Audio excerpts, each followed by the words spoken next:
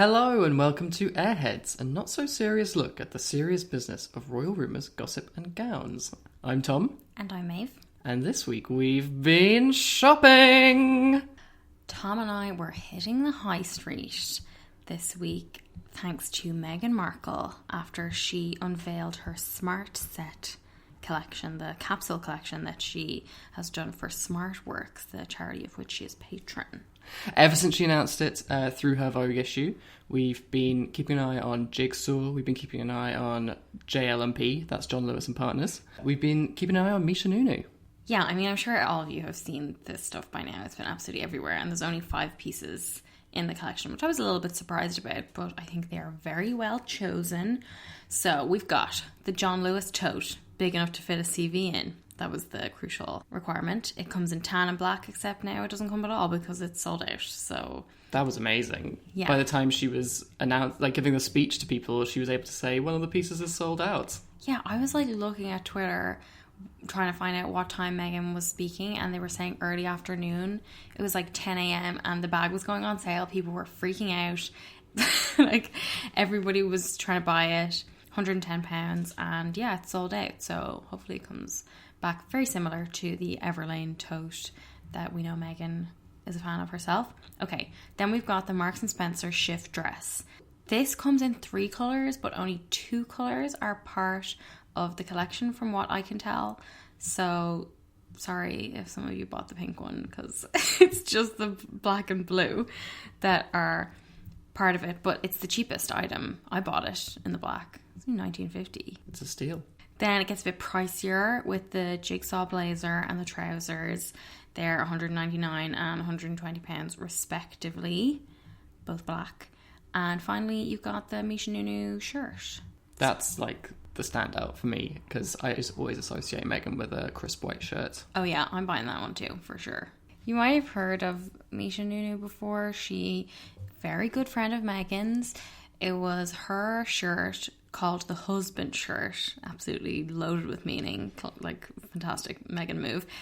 That was a shirt that Meghan wore on her first public appearance with Prince Harry at the Invictus Games. That when she wore the Everlane tote and the ripped jeans. Who knew back then that we would be seeing the groundwork for this fantastic project all the way back then? And Misha is also rumoured to be the one who set up Harry and Meghan, although she won't confirm or deny that. As a capsule collection, all of the pieces are very simple. They could be worn with other things. Obviously, they can all be worn together, but they're the kind of things that will look great for an interview. They're very professional looking. I mean, they're very much basics, classics.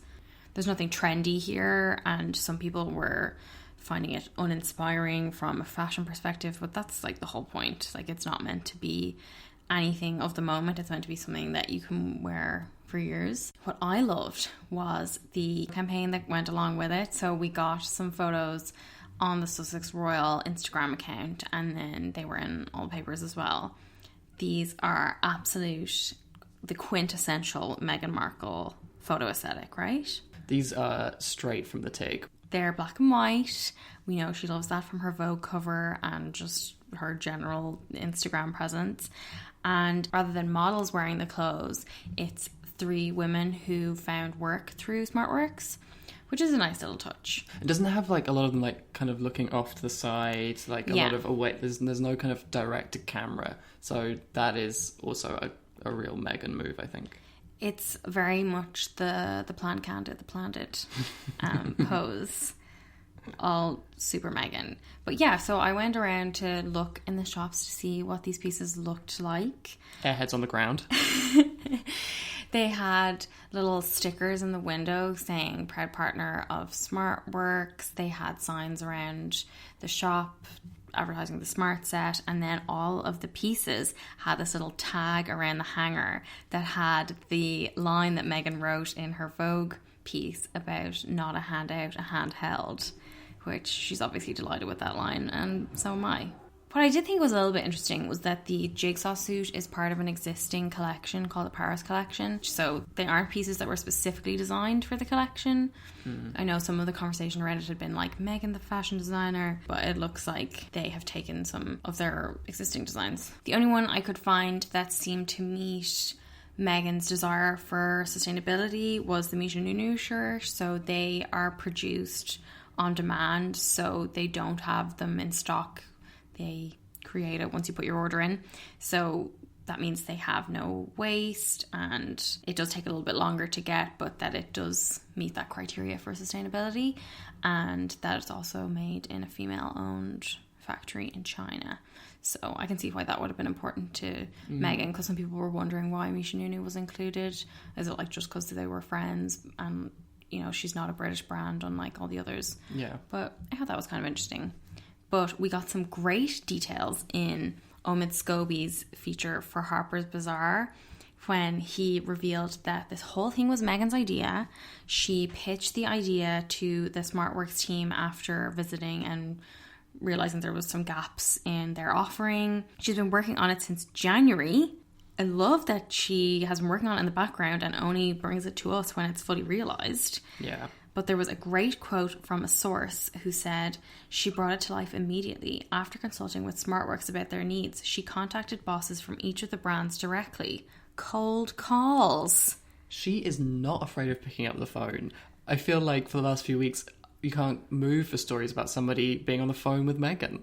Everybody getting these cold calls from Meghan, from Jamila Jamil to Sinead Burke to John Lewis and Partners. But we got to talk about the launch. This looked incredible. This was on the roof terrace of John Lewis Building in London. On Oxford Street. On Oxford Street, right in the middle, at the beginning of London Fashion Week. She showed up wearing the shirt and trousers from the collection. So smart. Get it? And she clearly got her order in for the shirt a little bit before everyone else. And apparently she has bought all of the pieces in the collection, and we're likely to see them during the Africa tour, that she is, according to a source, planning to take a working wardrobe rather than anything too glamorous. Nice. So it'll be interesting to see. I mean, these are such building blocks for an outfit anyway. There's so much you can do with them. Yeah. So in this case, we saw her in the cognac heels and the cognac belt, which was a nice little twist. But the best part of this thing was that she gets up to the podium and gives a speech without any notes for like 10 minutes. This is probably more airtime than she got in any episode of Suits. And she kept people absolutely enraptured. I was so impressed by this because, you know, the benefit of delivering something without notes is you do come across as so much more spontaneous and engaged, and it's, you know, better to watch. But she also had so many great like sound bites and phrases that people have been talking about and quoting. So that's the acting training coming through, where she's able to give us both of these elements. Speaking of the acting training though, there was an incredible moment right at the start when she got up to speak, and obviously on Oxford Street there was a lot of noise. There were sirens from some ambulances around, and she starts talking and she pauses and says, I hope for sound. Which is apparently something people say on sets, which is just so amazing. I love the idea of her tapping into her Suits brain and saying, okay, we've got to hold for sound here. She told this great story about going to SmartWorks and seeing the clothes, because they work with clothing donations, and she saw a rack of about 40 or 50 lilac coloured blazers. I mean, I won't be caught dead in a lilac blazer after this story. Because she said, Now don't get me wrong, it's a great blazer, and I'm sure for someone it's exactly what she wants to be wearing. Which is so shady, I know. But for most women, when you're going in there, you want to feel your best and you want to be confident. You want to be wearing pieces of clothing that make you feel that way, and not the leftovers that didn't sell from the end of a season. She then goes on to talk about this beautiful idea of the distinction between community and charity, and how she wants to transform the idea of charity into community. And she says, Community is going through your closet and saying, this is the blazer that I wore when I nailed my first job interview and got my dream job. And I don't need that anymore because I'm where I want to be. But if I'm able to share that blazer and be part of another woman's success story, then that's community. And so when I thought about it in that personal space, I said, on a bigger level, what can we do with brands? And that's obviously when she went out and started making those cold calls to M&S. It's a really nice insight into the way her mind works, that it's, you know, taking a nice idea and trying to work out how to scale it. Yeah, very practical. I liked as well that she's obviously come under a lot of criticism for being only interested in her global profile, in how she's perceived in America. But in this speech that she gave, she kept referring to my new home in the UK, talking about the UK, talking about communities in the UK. She also said she wanted to put the spotlight on traditional and quintessential British brands. And she's described M&S and John Lewis as brands which I've worn quite a bit in the past year or two since I've been here. I mean, we've basically never seen that, but, you know.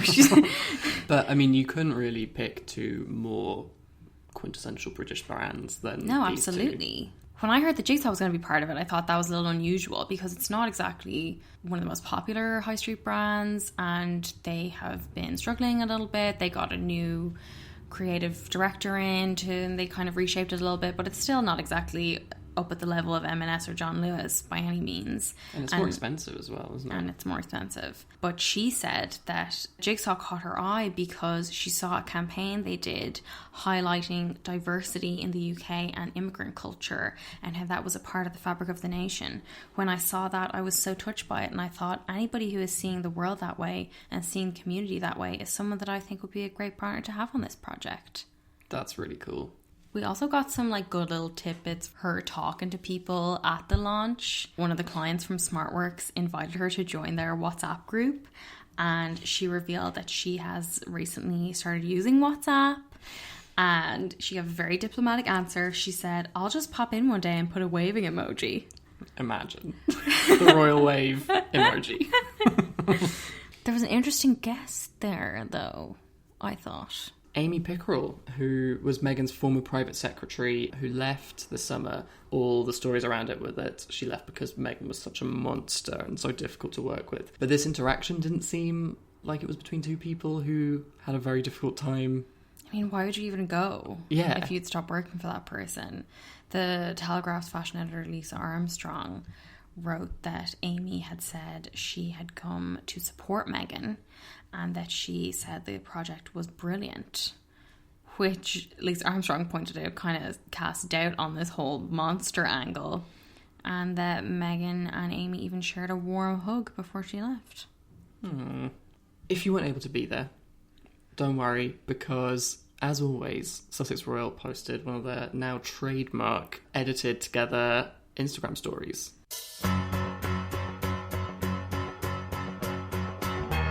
The soundtrack is Dolly Parton's 9 to 5. We've got some elevator doors. The elevator doors slide open to reveal Meghan Markle. She steps out of the elevator doors, the camera looks down, the camera swings around, looks up, and oh my god, we're looking at the stage and the podium. So cool. Just great editing, isn't it? It was a very exciting little video. There was also a really, really good interview with Misha Nunu in the New York Times by Katie Weaver, who is a big Meghan fan and just a fantastic writer anyway. You should definitely read her stuff on The Royal Wedding if you haven't read it already. She's so funny.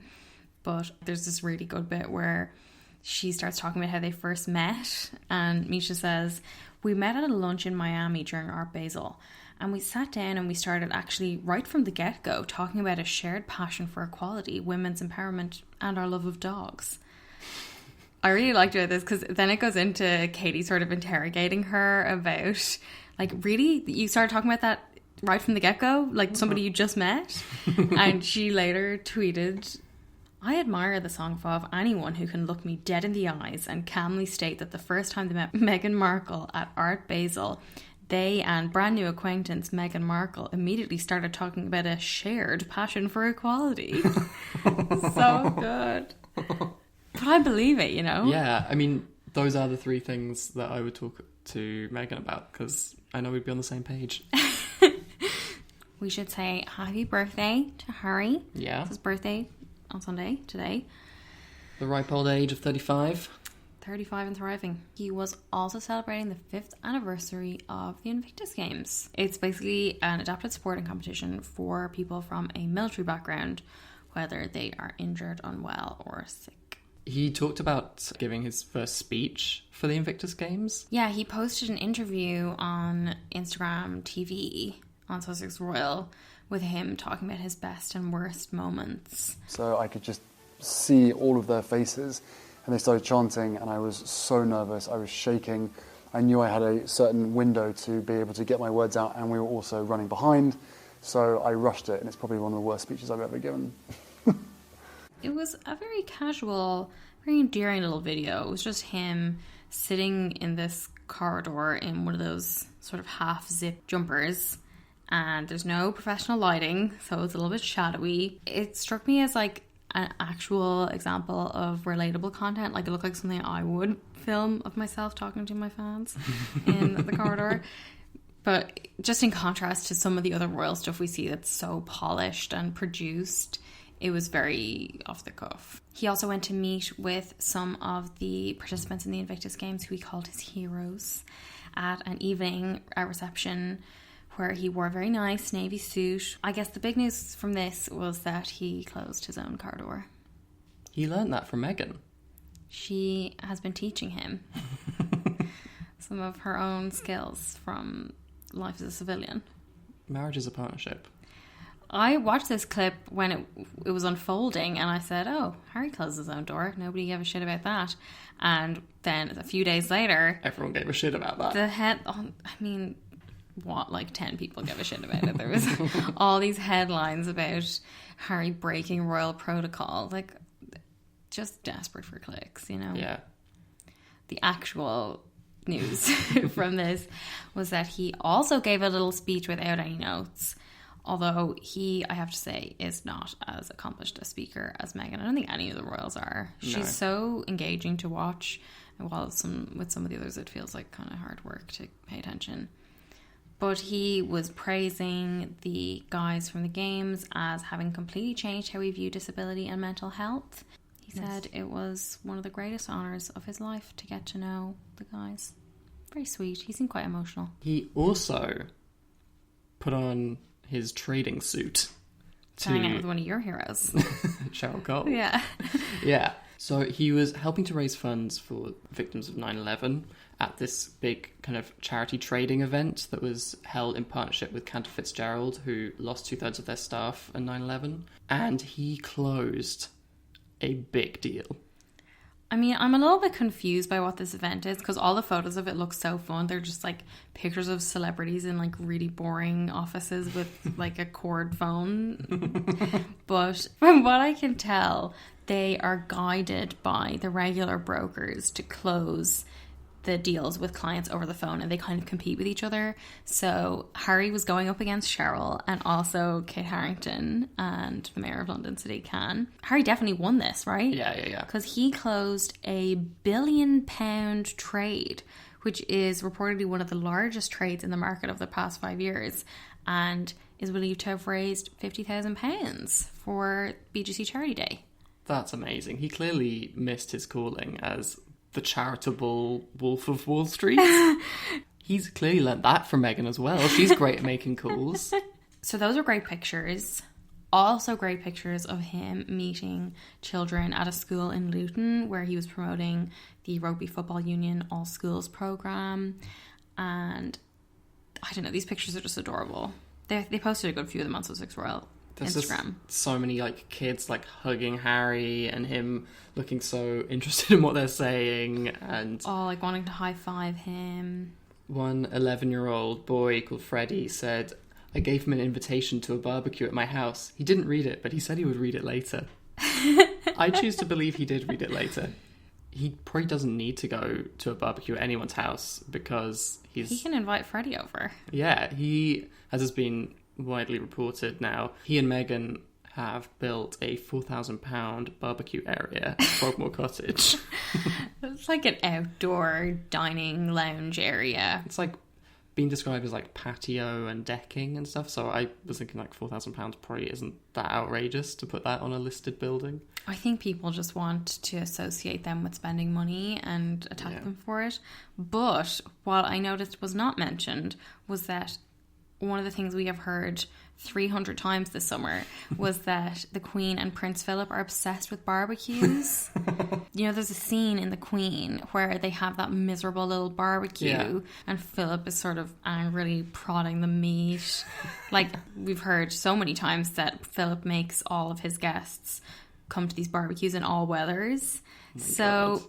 this could be another little savvy tactic of the Sussexes to suck up to the Queen. So we've had Harry, we've had Meghan. What's going on with Archie? Yeah, we got another little update on what Archie was up to this summer, courtesy of Ellen DeGeneres. Still very surprised at their friendship, but I'm into it.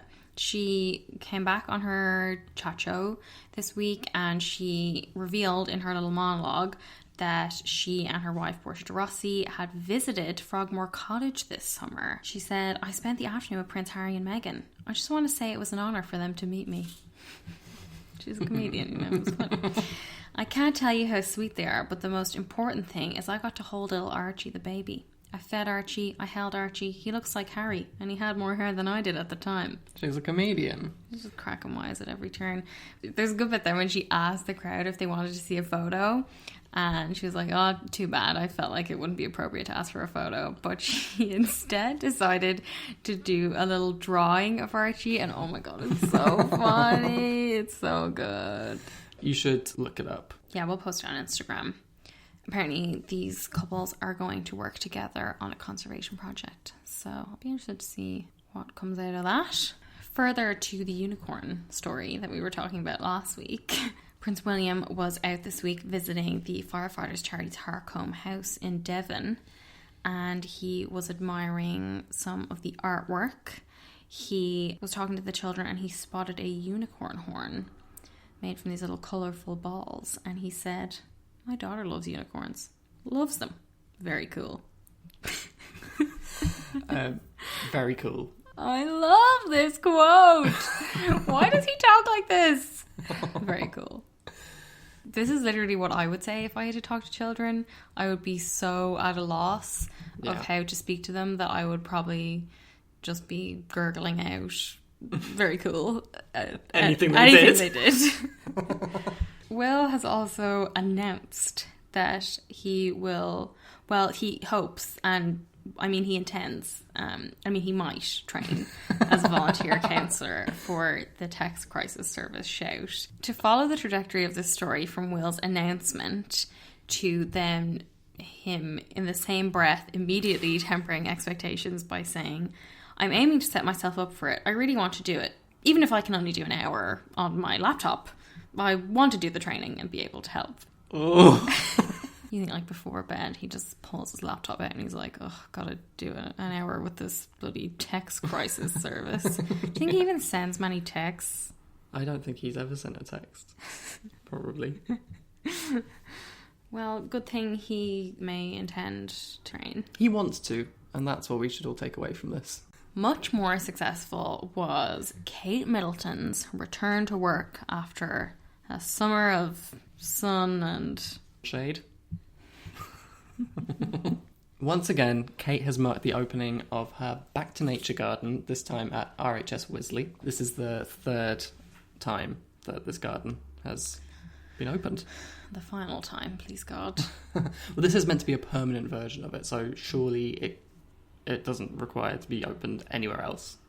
We actually talked about this a few episodes ago when she did that Blue Peter episode, and they said that they were going to be doing this sculpture project where one of the Blue Peter entrants would get to have a permanent sculpture in the final iteration of this garden. But, you know, I haven't heard anything about this Blue Peter competition winner. Absolutely nothing. There's been no winner announced. When you go on the website, it just says this competition is closed, and there's loads of hopeful comments from people who've entered underneath. The permanent version has some of the elements of the previous versions of the garden. So we got the hollow log from the Chelsea Flower Show, the Wildflower Meadow and Rolling Hill from Hampton Court. But the new things are the connected tree houses and slides, and also a bouncing forest of trampolines. That sounds really fun, I think. It's also apparently every child's favourite part. She asked a bunch of kids who were testing out the space, what do you like best? And every single one of them said the trampolines. I absolutely loved seeing Kate interact with the kids.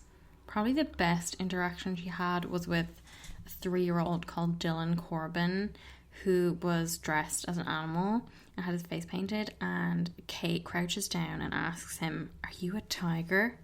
And he says, No, it's face paint. Love that exchange. Shut down. I was really disappointed that Kate didn't get on the trampoline.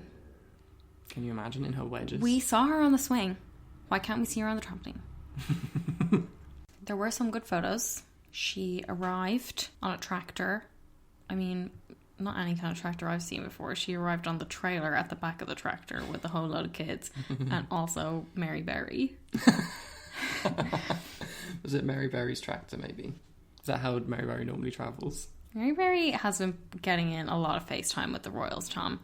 I was looking, and since May of this year, so just in the past few months, she has been schmoozing with Charles, with Camilla, with Will, and with Kate. Sponge, sponge, sponge, sponge, sponge, sponge. That is a serious campaign for damehood, right?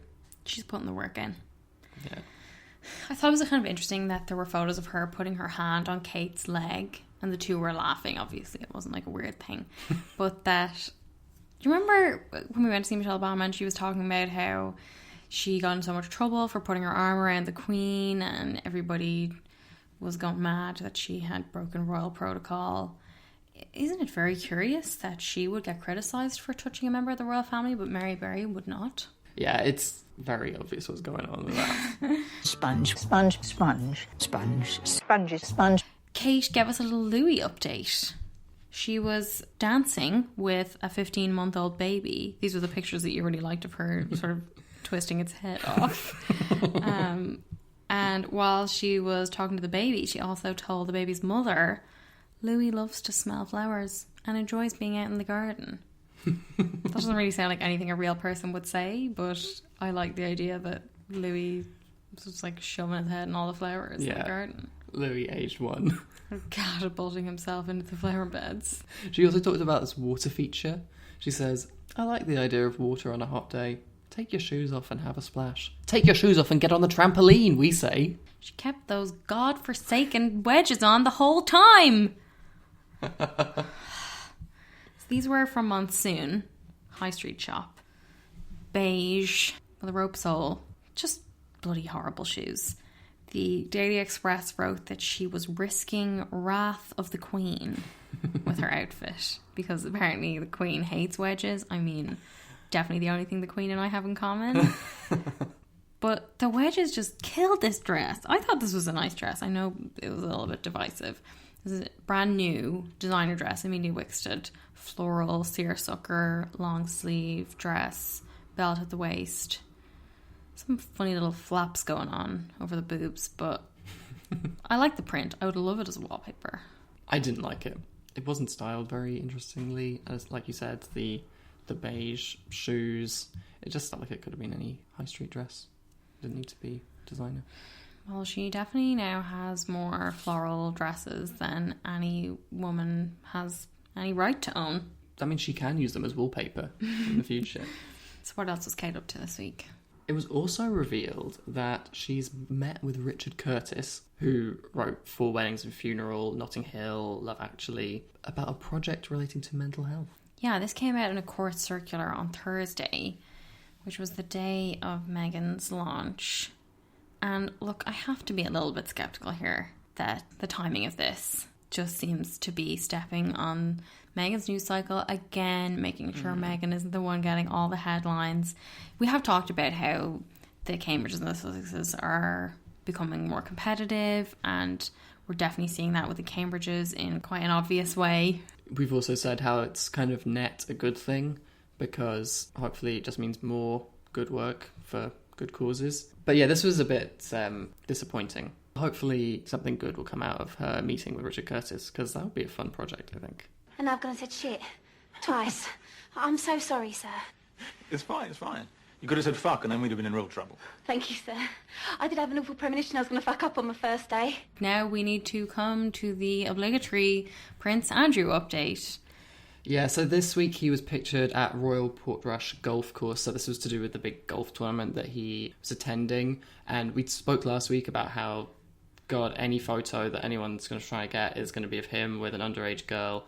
And this actually came as a surprise because he managed to find the next worst photo that he could get, which was being pictured with Paul Tweed, who is an international media lawyer who specialises in defamation and privacy issues for rich people. He is a family friend of Andrew and Fergie's, but he is not working with Prince Andrew, and he has not been hired by Buckingham Palace. Okay, I believe you. In other kind of clarifications, the massive argument that he is said to have had with a member of staff. He did have it. Well, It's confirmed. Confirmed argument was apparently totally justified. So this was an argument he had with ex-naval officer Tony Johnston Burt, who is the Queen's Master of Household, which is the most... Carson. Yeah, it's like the most Downton title you could have. But Andrew was trying to book a room for his Pitch at Palace initiative, and the whole Buckingham Palace was full, which sounds totally believable. But yeah, it was Tony Johnston Burt who had to tell him that he couldn't. And apparently Andrew was fine with that, but Tony went and started speaking his mind. According to a source, it was like poking a bear. HRH turned on him and accused him of not listening and getting the wrong end of the stick.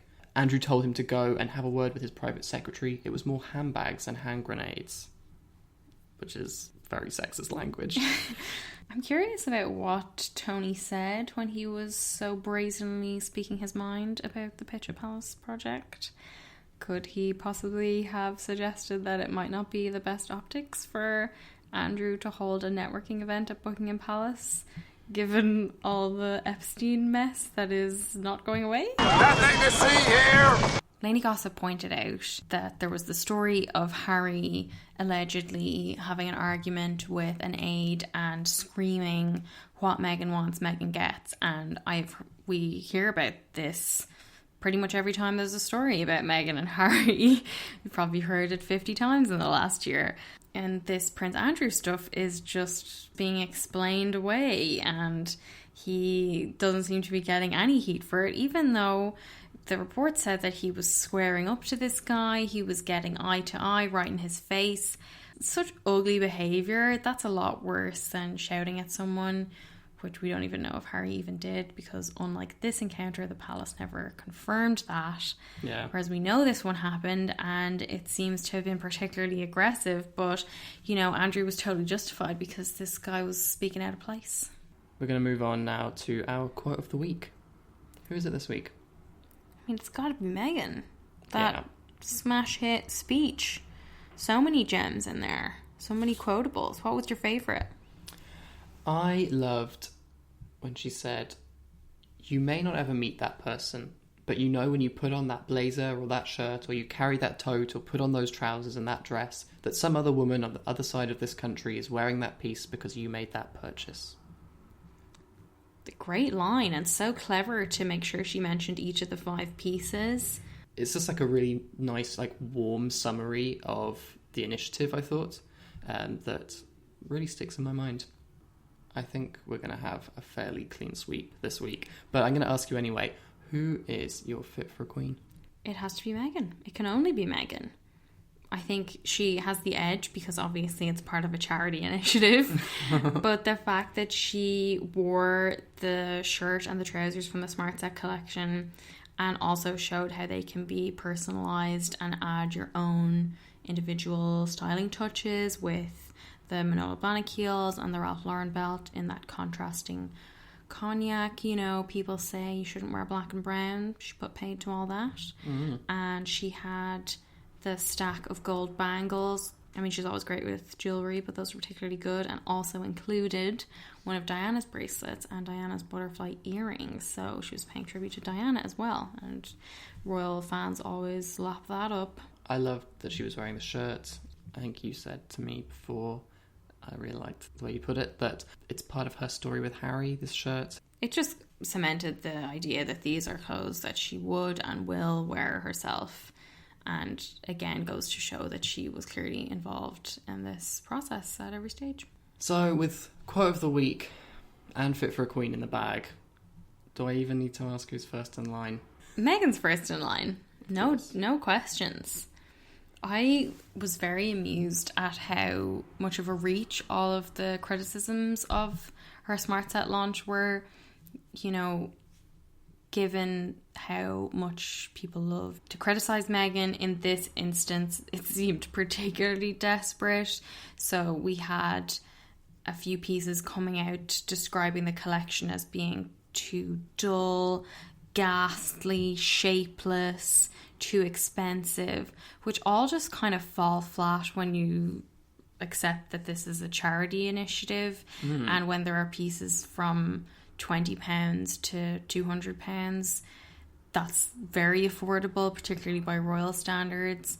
And also when you accept that these are wardrobe essentials, they're not fashion pieces. Yeah, absolutely. My favourite criticism was this ridiculous piece in the Daily Mail, which was having a go at the launch for being very Instagram friendly.